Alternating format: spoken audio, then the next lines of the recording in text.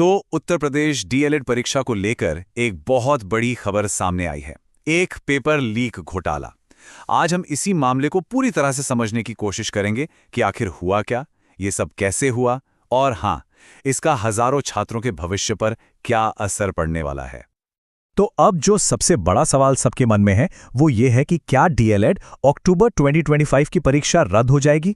ये वो सवाल है जो हजारों छात्रों को परेशान कर रहा है। तो चलिए देखते हैं कि अब तक इस पर ऑफिशियल सोर्सेज से क्या पता चला है। ठीक है, तो चलिए सबसे पहले इस मामले की जड़ तक चलते हैं और समझते हैं कि ये पूरा घोटाला है क्या और हुआ कैसे। तो ये बात अब पक्की हो चुकी है। जी हाँ, अक्टूबर 2025 डीएलएड परीक्षा के पेपर लीक हुए थे और उन्हें एग्जाम शुरू होने से पहले ही बेचा गया। ये कोई अफवाह नहीं है, बल्कि उत्तर प्रदेश की स्पेशल टास्क फोर्स यानी एसटीएफ ने खुद इस बात को कंफर्म किया है। और सिर्फ कंफर्म ही नहीं किया, बल्कि इसके पीछे काम कर रहे एक पूरे गैंग को धर दबोचा है। आप देखिए यह मामला कितना बड़ा है, इसका अंदाजा इस बात से लगाइए कि यह लीक सिर्फ एक दिन नहीं हुआ। 31 अक्टूबर को सोशल साइंस, मैथ और साइंस के पेपर लीक हुए और फिर कुछ ही दिन बाद 3 नवंबर को संस्कृत और हिंदी के पेपर भी बाहर आ गए। मतलब साफ है, ये कोई अचानक हुई गलती नहीं थी, बल्कि एक पूरी प्लानिंग के साथ किया गया संगठित अपराध था। तो सवाल ये उठता है कि आखिर ये गैंग काम कैसे कर रहा था? इन्होंने इतने बड़े स्कैम को अंजाम दिया कैसे? यकीन मानिए, इनका तरीका जितना सिंपल था उतना ही शातिर। इनका पूरा का पूरा ऑपरेशन एक सोशल मीडिया ऐप टेलीग्राम पर चल रहा था। इन्होंने एक प्राइवेट ग्रुप बनाया था जिसका नाम था डीएलएड श्योर शॉट।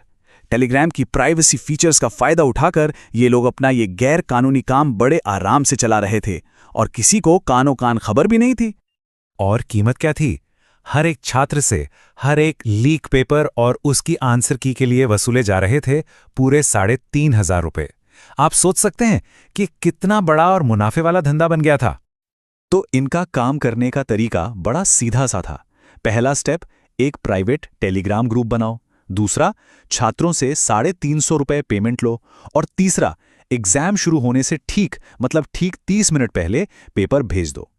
ये टाइमिंग इतनी परफेक्ट थी कि जब तक छात्र एग्जाम हॉल में पहुंचते उनके पास पेपर होता था और किसी को शक भी नहीं होता था। अब आते हैं उन लोगों पर जो इस सब के पीछे हैं। आखिर कौन है ये अपराधी? चलिए देखते हैं कि एसटीएफ की जांच में किन लोगों के नाम सामने आए हैं। तो एसटीएफ ने अलीगढ़ के इगलास से 2 भाइयों को गिरफ्तार किया है, धर्मेंद्र और पुष्पेंद्र। इनसे पूछताछ के बाद लखनऊ के एक सप्लायर नितेश पांडे का नाम भी सामने आया। लेकिन यहां एक बहुत ही चौंकाने वाली बात है। गिरफ्तार हुए आरोपियों में से एक डीएलएड बीटीसी छात्र संघ का जिलाध्यक्ष हैं। जी हां, एक स्टूडेंट यूनियन का लीडर। ये बात इस केस को और भी ज्यादा गंभीर बना देती है, क्योंकि इससे पता चलता है कि इस घोटाले की जड़ें कितनी गहरी हो सकती हैं। तो ठीक है, अपराधी पकड़े जा रहे हैं, तरीका भी पता चल गया, लेकिन अब आगे क्या? सबसे बड़ा सवाल तो यही है ना?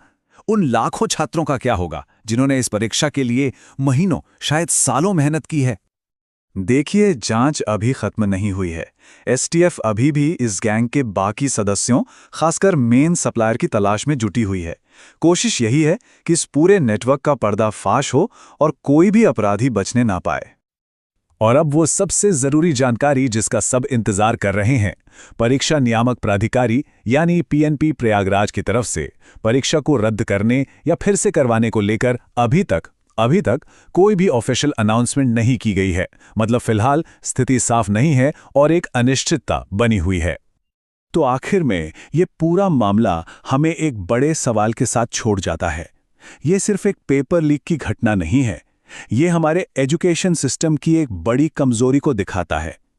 सवाल यह है कि आखिर हमारी व्यवस्था में ऐसी क्या खामियां हैं कि इस तरह के घोटाले बार बार होते रहते हैं, और हम ऐसा क्या कर सकते हैं कि आगे से किसी भी छात्र की मेहनत इस तरह बर्बाद ना हो।